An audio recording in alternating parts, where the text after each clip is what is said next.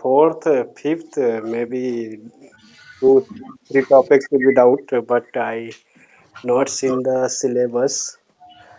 Okay. Yes, yes. So in module 4, we have, wait, just a minute.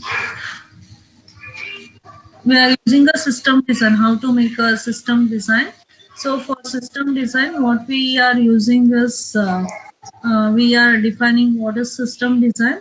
So the system design is the first step when we are approaching for a designing the any system or for solving any problem.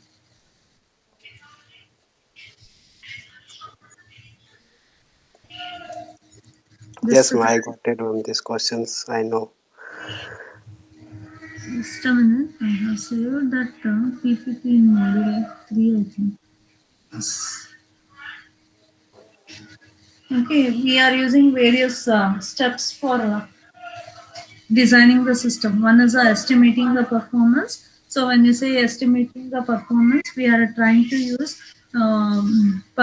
we are trying to define a performance in terms of a feasibility, in terms of a requirement, how the system is providing the solution to the solution in a real world, right? I give an example for ATM. So if we are having a one particular small city, if you are having a more than 20 ATMs, it may not be feasible, right? So because Yeah. population will be less, we need to identify what is the strength depending upon the strength of the population and depending upon a usage, how better far usage. So depending upon that, the ATM stations can be deployed. So other than that, what we can identify, we can also identify what is the usage of a ATM. So how frequently the people are going to use. So depending upon all these things, all this feasibility, we are trying to identify the system. So other than that, what we can have a estimation of the system. Say for example, if you want to purchase any vehicle, what you will do, Amit? Yes, ma'am. You want to purchase a vehicle, okay? Say Okay. as in you want to purchase a car. What you are going to do? You are going to with your estimate, right? Yes, So, ma'am. so what? How much amount you are having? So whether within that amount can you make a purchase? Whether if you are making a 1 or 2 lakhs of loan, can you able to make a repayment? So depending upon all this feasible, you are trying to purchase a vehicle, right? So similarly, when we are trying to when we are designing the system, we need to identify what are the economical feasibility, what are the technical feasibility. So how far the system is feasible, how better result, the whatever the result that we are trying to get, how better result can be fetched. That is the what we call it as a estimation, estimate the performance plan. Okay. Next thing is making a reuse plan. So when you say making a reuse plan, so reusability is one of the major concept in object oriented, right? So we are trying to use a polymorphism concept, we are using a interface, we are trying to use a inheritance. By using all these concepts, we are trying to reuse the system. So when we say a reuse system, either we can have a existing system or we can create a new system where that system can be used for some other purposes. So when we say a reuse of a system, there are various concepts that comes under a reuse plan. So the first thing is a library. So what is the purpose of library? You are using in your programming language, right?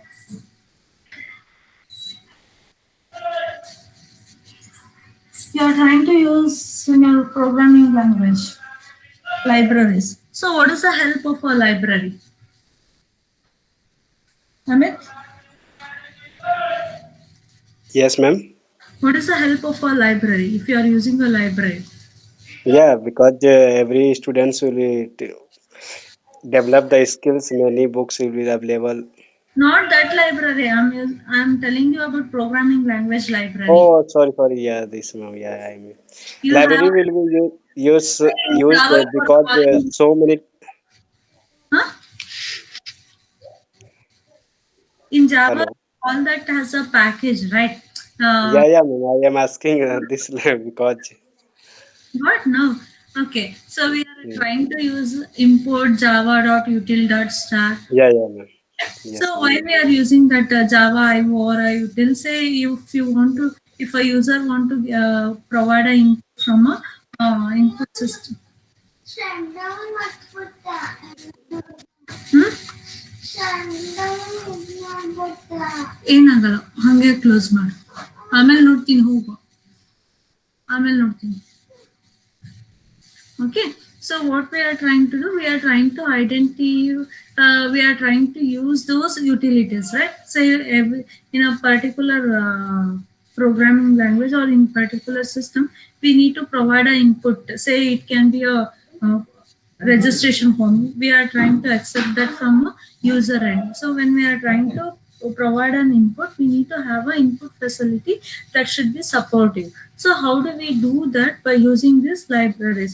So when we are using these libraries, we can organize all this libraries are framed for different classes, so which support either it can be different utilities, or it can be only for a input output, or only for a mathematics form. If you are using a applets, you are trying to use other packages, right? So when we say a libraries, there are some important qualities that has to be observed in a libraries. One is a coherence, consistency, completeness, efficiency, extensibility, and a generosity. So we are trying to use all this important concept, or all these qualities will be available with respect to the library. So when we say a library, so there can also be achieve, we can also achieve a difficulty in facing when we are trying to adopt all these libraries. Say for example, argument validation. So whatever the argument that you are passing inside a code, or if you are using the command line interface, so what type of argument that you are going to give as an input, so whether that argument is a valid argument or not. So next comes the error handling. So when you say error handling, so how better you can make a error handling. Say for example, it can be divide by zero, arithmetic operation. So that then the what you will do, you will say that the system should throw an exception. That means you are telling the user, don't give the denominator as a zero. If you are providing denominator as a zero, you may get an exception, or the error can occur in this particular part. That means we need to we are telling the system that where the system can go wrong, that has to be identified, so that can be brought through the error handling.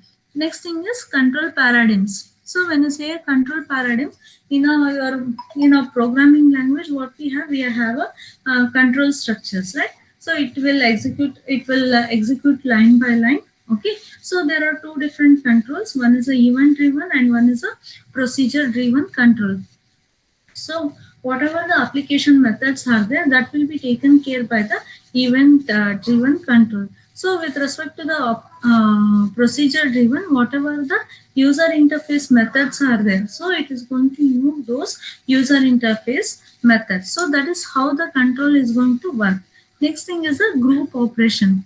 Say for example, if you are using a database, so in a database we are using a group function where we are trying to delete some delete some group of records, or we are trying to update some group of records. So if there is a log, we are trying to create a database log, and if we want to recover the entire transaction which is being done for last 1 hour or last 1 day, so what we are trying to do, we can recover by using a such group operation, by creating a logs, by using a data recovery. So those things will come under a group operation. Next thing is a garbage collection. So sometimes Ma'am, can you once more examples group operations? group operation, say you have a Yes, ma'am. database lock, right? We are Yes, ma'am. creating a transition locks in a database, so that comes under a group operation. Say for example, you want to in a database, we have a particular employee. Say all the employee who are working in grade C, they have an hike of 10% salary in a basic. So what we will do, we will write a query where the grade equal to C. So wherever the grade will be equal to C, so what happens? You are trying to update all the similar type of records. Okay, Yes, ma'am. or by using a group by. You have used group by, right? Group by Yeah. name, group by ID. So by using those operations, so what happens? Whatever the operations that you are trying to adopt, so when you are using a group by, it will apply only for that particular fields. Either you can make it field wise, or you can make it only for a particular field, right? So that is where we are trying to use a group operation. So, or it can be a delete. So, if, for example, whichever the record which is not useful at all. Say, for example, you want to delete a record where the employee ID employees are not working, right? So you are not providing them a salary, so they may be retired. So all this information where you want to provide a monthly salary, those records are not those records should not be shown in this particular month salary wise. So what you will do, you will identify status of an employee, whether he is a person is a working, or whether the person is a retired. So if you make it as a group by retired person, so whichever the records are there, so all the records who are the employees who are retired, all the records will be deleted from the salary statement. So that is where we are trying to use a group by operation. And next thing is a garbage collection. So when you say a garbage collection, so there can be a memory leakage, right? When you use a malloc or a calloc. So what happens due to the garbage value, the memory can be leaked. So to avoid this leakage of memory, so what we are trying to use, we are trying to handle the garbage collection in both in the programming language C++ and Java, wherever we are using the object oriented programming languages. So next thing is a name collations. So the name collations can be in terms of a class name. So whatever the class name that you have given, if you are trying to use it as a method name, then what happens? It will become a constructor, right? Say for example, if you are using a class as a demo and you are using a method as a demo, so there what happens? Name collation. But what happens? It is going to work. So why it is going to work? Because when you have declared a method as a demo, so there it will take it as a constructor if you have not given any return tag. So whatever the name of a class that you have given, if you are trying to provide that same name as a variable name or a attribute name, then again what happens? The naming will be a collations. So we need to know which is a we have, it should be able to be identifiable, that all the name, class, attribute and the methods are available globally with a namespace, and it should not have a same name when we are trying to define in a class. So the next thing is a framework.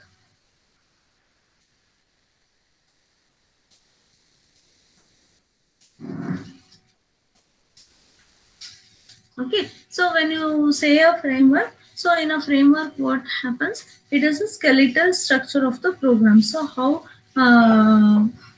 neatly we are going to create a structure of a program. So what are the different specialization? So what is the behavior of an application?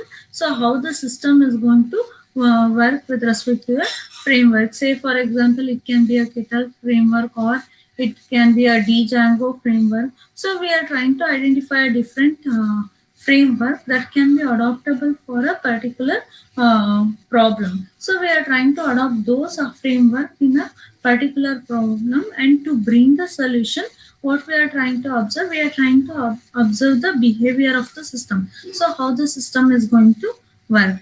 And the next thing is a pattern. So how do we define a pattern? So one thing is we call it as a proven solution. So we have a similar template. So that template we are trying to use for we are trying to adopt for a similar type of problems. So if we are going to identify a similar type of problems, whatever wherever the problem is going to arise, we are using the software development life cycle, and we are trying to bring that into the picture. So that is where we are trying to use a pattern. And the next thing is breaking the system subsystem. So how do we break the system into the subsystem? So you have a large application, so you cannot build at a stretch, you cannot build the entire application, right? So what you will do, you are trying to break them into the small piece of application or small piece of functionality. So depending upon a functionality, you are trying to group them in a different manner, and whatever the groups that you have done, so that you are calling it as a subsystem. So once the subsystem is being created, so for that particular subsystems, what you can do, you can create a design. So in what way you can create a design? One thing is the class modeling. So you can define classes for that subsystem. You can create a association for that subsystem, operation events. All those things can be put up by using the class modeling. Okay, so the next thing is we need to identify what type of service that has to be provided with respect to the system. So when you say a subsystem, the subsystem can also have an input and output system. So those we call it as a services. So depending upon an input, it is trying to process all the different types of processing, and it is going to produce a similar required output for the user. So when we are using a subsystem, the subsystem can be similar to the it can have a two subsystems. Say for example, it can be a client server system. So when you say a client server system, we have a peer to peer communication. Okay, or we can call it as a client server relationship. So when you say a client server relationship, so first the channel will be established between a client and a server. So once the channel is being established between a client and a server, what the client will do, the client is sending a request. So once the request is being received by the server will identify whether that particular service is implemented in that functionality. If the services are available, it is going to provide the service immediately in a form of a response. That is, it is a two-way communication. That is why we call it as a peer-to-peer communication. So the next thing is we have a layers. So when you say a layers,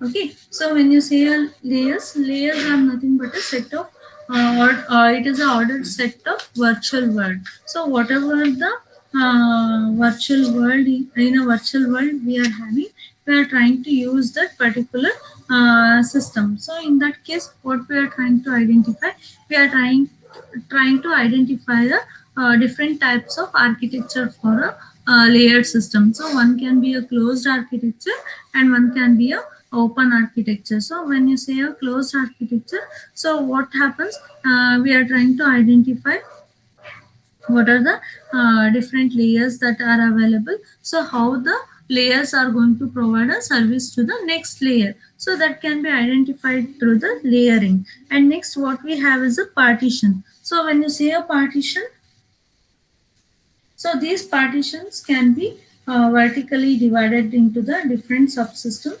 So these subsystems can be called as a weakly coupled subsystems. So where we are trying to identify how the partitions are done.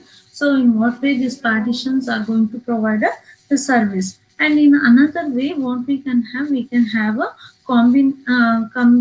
combination of a layers and a partition. So if you take a particular application, windowing application. So in a windowing application, what we have a computer hardware underlying. So above the computer hardware, we have an operating system. So above the operating system, so the entire thing will be divided into three different concepts. One can be a user dialog control, one can be a simulation package. So whatever the data that we are trying to represent on a screen, so it will be supported with the window graphics, screen graphics, and a pixel graphics. And on top of it, what we are having a application package. So in that way, what we are trying to do, we are trying to identify the layers. So what are these layers? The computer hardware operating system will become a layers, and the partitioning will come as a user dialog box, where graphics and the simulation package. So that we call it as a one particular layer. We are going to divide into different sub modules, so that subsystems, that we call it as a partition. So next thing is identifying the concurrency. So how the objects can achieve the concurrency in a real world with the help of a hardware system. So you can have a, if we take an example of our ATM, so we have a several ATM station. So the user is providing a cash card. So once the cash card is being inserted into the ATM card, so what happens? It will identify the user cash card number. So it will link to the consortium bank computer consortium. So with the how that consortium is going to identify. So each and every ATM has its own station code. So by using that station code, it is going to identify. So the customer is making a transaction in that particular ATM. So from that station code, it will identify the bank code. So after fetching the bank code, through the bank code, it will connect to the respective banking computers or banking servers. So in a banking service, what we have a cashier station, we have a database. In a database, what all the things should be stored? It should have a customer details, it should have a account number which is linked to the customer, and the card authorization, and how the transaction is going to and what it should have a transaction. So that transaction will be kept as a separate database. Now what happens? So once the bank code is identified and the authorized, if the customer is authorized, so what happens? The computer consortium will allow the user to identify the to perform the transaction.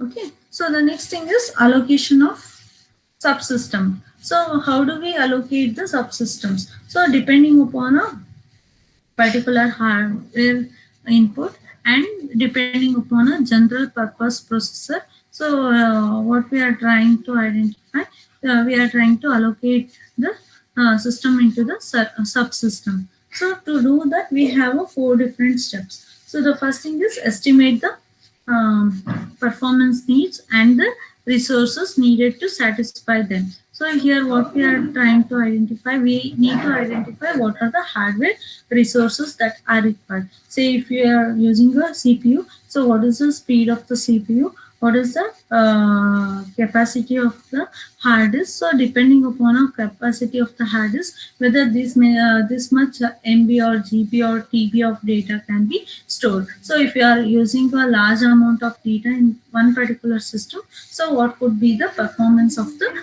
CPU? That has to be identified. So that will be estimated, that will be calculated by using the first step, that is the estimation of hardware resources. And next thing is making a hardware and software trade-off. So to make a hardware, to identify the hardware, what we need to do? So we need to identify how many subsystems are there. So how we are trying to allocate these subsystems into the particular software. So when you are trying to allocate a subsystem into a particular hardware, so what could be the cost? What could be the performance? So how?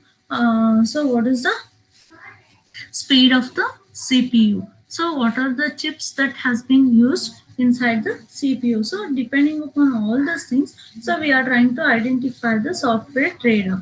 Next thing is, after we need to allocate the task to the processor. So how do we allocate the task to the processor? So one is a logistic. So the logistics come with respect to the physical location. So where the system is located. So how the hardwares are controlled. So what are the different independent operations that are available with that are available. So depending upon all these things, our logistics will be broad. Next thing is a communication link. So when you say a communication link, so what is the total bandwidth that is available? So whether the task can be performed within a available bandwidth or not. So depending upon a available bandwidth, so what could be the data flow in a particular channel. So all these things has to be computed. Next thing is computational limits. So whether it is a single processor or it can be a multiple processor. So how often that we are trying to make a computation, depending upon that we are trying to identify the the system. So the next thing is determining the physical connectivity. So when it comes for a data, so determining the physical connectivity indicates a connection topology. So how the system is being organized. So the system can be organized in a networks. You have seen a different topology, right? So the ring topology, bus topology, mesh or a star. Okay. So depending upon that, so how the physical connections can be done between a client and a server. So what is the best way? Which is a minimum cost? So what could be the, if we are trying to use a particular topology, what could be the best topology? So depending upon a comparison, we are trying to design a connection topology. And next thing is repeated units. So we may need to have we may sometimes we may need to boost the performance of the system. So we need to create a copies of the system. So when you are using copies of a system, so how often we are trying to model it, that we need to observe. And the next thing is communication. So when we are using a communication, what is the interaction mechanism that has been used? So what are the different protocols that has been used? So whether the communication can happen as a synchronous communication or it can be a asynchronous communication. So that has to be taken care. And the next thing comes for a data storage. So how the data can be stored. So the data can be stored in terms of a volume, in terms of a density, in terms of a quantities, all based on all these things. And depending upon a volume of a data, the data has to be stored in a particular files. So if the file is not supportive, then what we are trying to do, we are moving with a higher version. That is what we call it as a DBMS or a relational database management system. So when we are using this database management system, so whenever it is necessary, we can have an updation of a file. We can create a multiple users of a file. We can have a secure data of a file. So we can identify when there is a malicious users are trying to hack the data or trying to have an unauthorized access, so that can be specified. And the next topic is handling the global resources. So when you are creating a system, you need to have some resources. So how do we create that particular resources? So those particular resources are created with respect to the different mechanism, depending upon how frequently you are trying to have an access, in what way you are trying to access. So one is the physical units. The physical units maybe, so you can store your data in terms of tape drives, pen drives, or CDs. So depending upon all these things, you can have a physical unit. So next thing, and one more is space. So depending upon a disk space. So you will see whenever you are trying to download any app. So you will just what you will see, you are trying to see what is the total space that is required. Say some when you are trying to download a particular app from a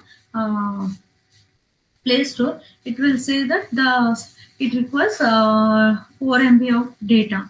So when you say that 4 MB of data, sometimes your phone may not be supportive. In that case, what happens? It will ask you to free up some spaces by deleting some of the apps. So that is what we call it as a space. So depending upon space, we can implement the application. We can store all the details in a particular space. And next thing is logical names. So the logical name indicates the object IDs, or it can be a different file name that we have created, or it can be a database store. So depending upon that, we can create the classes. Next thing is access to shared data. So when we say access to the shared data, what we are trying to use, we are trying to identify where the data is being uh, uh, shared commonly. So how we are trying to have an access from a physical location. So depending upon a object ID and the available database, we are trying to have an access to that. So that is about a handling the global resources. So next thing is choosing a control strategy. So I said already two types of control strategy. One is a procedure driven and one is a event driven. So in a procedure driven, what happens? The control will reside with the programming code. So how the programming is going to be executed line by line. So depending upon that, it is going to execute. So wherever the in a code, wherever there is an input, so what happens? It will wait for an input. So once it gets a input, so what happens? Control will resume and it starts a execution. So that is what we call it as a procedure driven control. And next thing is event driven control. So when you say a event driven control, so we are trying to identify what are the how the subsystems are there. So what are the different operating system and how what the operating system is going to provide. So depending upon the availability of the subsystem or a monitor which is going to have a control. So depending upon the control, so it is trying to execute the complete application. So that is what we call it as a event driven. So that is about a 14 chapter. Okay, next. Yes, ma'am. Next class, ma'am, is there What XKT sir? SKT sir, he told 5 minutes away, no? Yes, ma'am. So you want to read, huh? Yes, ma'am. Because mock internals. Okay then. Okay. Thank you, ma'am. Have any doubts, you can message or you tell your friends also. Okay. Okay, so I will Yes. clear through WhatsApp only. Okay, Okay, ma'am. okay then. Thank you, ma'am.